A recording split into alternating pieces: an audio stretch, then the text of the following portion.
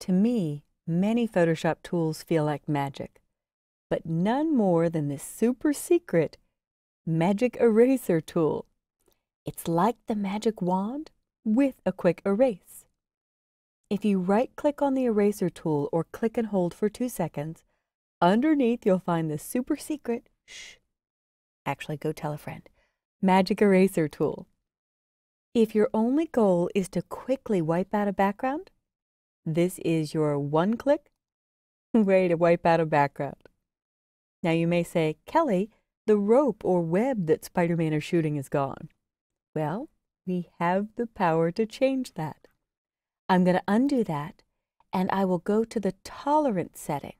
Just like Magic Wand has a tolerance, the Magic Eraser has a tolerance, and a lower number will erase less.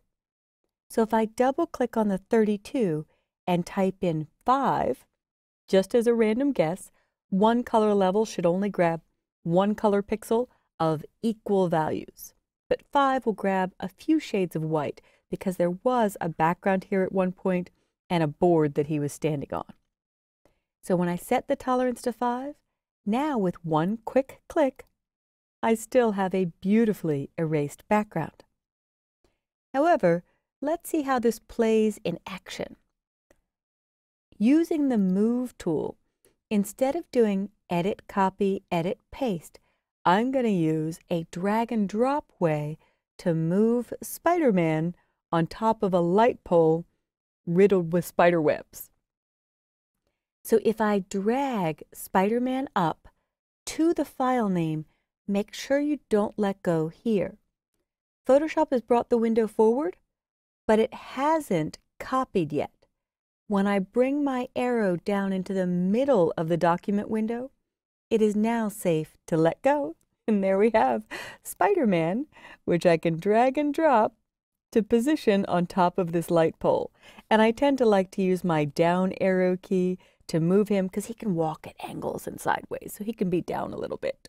Also, to be a nice and kind Photoshop user, I'll name my layer 1. And I'll name this Spider-Man. Now, as I look at this, if I were to zoom in, and I could do that faster with a shortcut, but I'll keep it to menus for the moment, I might see a little halo. I'll hit Command plus or Control plus because it'll zoom now to where I am. Sometimes along the surface of the object here on his hand, I could see a little trace or evidence of the original background.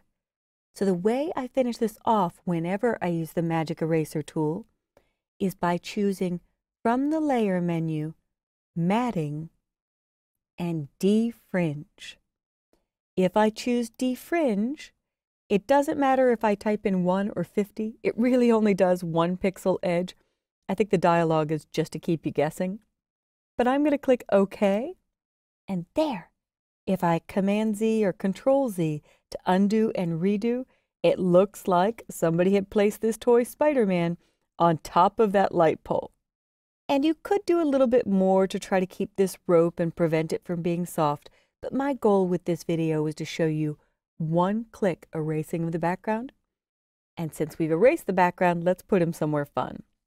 To finish this off, I will zoom in with Control plus or Command plus, and I can switch to my regular eraser tool and simply erase a little bit of the shadow that was picked up with this object, keeping in mind that we will be far zoomed out once we're finished, so this little evidence there of those trails won't be a big deal. And we could use some blending effects or increase the tolerance with the Magic Eraser to maybe 8 or 10 and pick up more of this white rope, technically, that's supposed to simulate the web.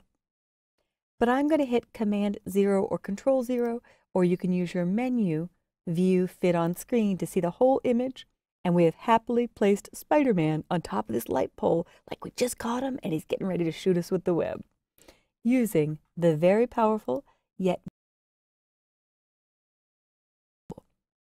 try this. You do really need a nice large solid background, but it doesn't always have to be white. You could try it on the sky in this image or many other shots to drop in new and more interesting or comical backgrounds.